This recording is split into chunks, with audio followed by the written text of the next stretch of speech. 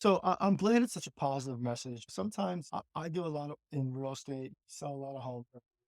I have 3 kids myself. Has that ever happened to you where you get burnout? And if so, like, how do you deal with it? Yes.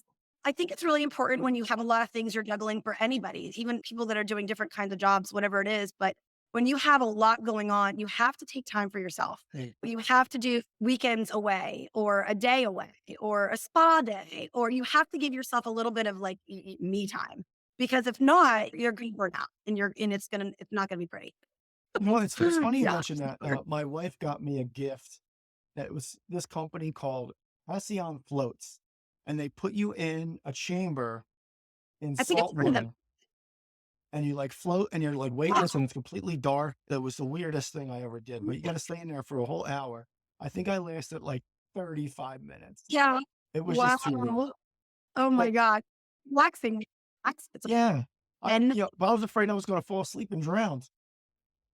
That's what I kept thinking about.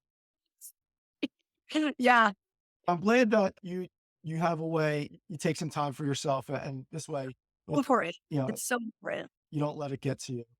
How do you manage, those things that stress you out? Like, how do you prioritize tasks and manage stress during these high pressure projects when deadlines are imminent?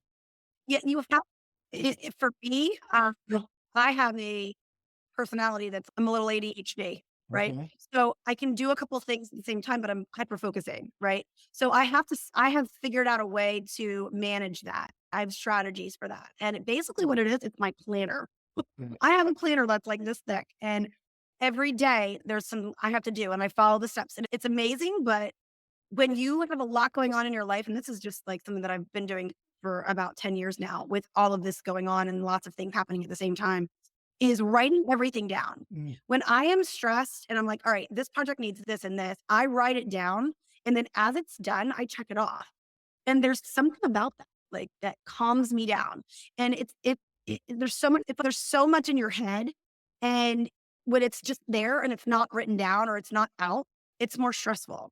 Yeah, so you're visualizing it to get it Yeah. from being Yeah, writing like it a down in a sensation. journal, writing it down on your planner, like knowing like, all right, today I gotta do this, like checking off when it's done, like huge help for that anxiety. Definitely. Oh, that's great.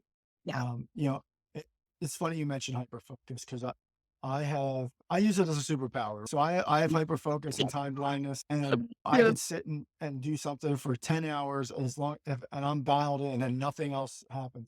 If it's the wrong thing, then Right. obviously that doesn't help. But Yeah. like you said, the lists, checklists, and things, they help keep me on track as well. So I'm glad someone else is out there using it. Yeah. And then another thing that's cool about no, I have 3 clients right now, and one of them started at I think it was like in September, and it's finishing up now, right? So as a designer, you're really involved in the beginning stages. But once you pick the floors and the paint and the texture, everything that you do for the client, it's done, it's ordered, and it's on its way.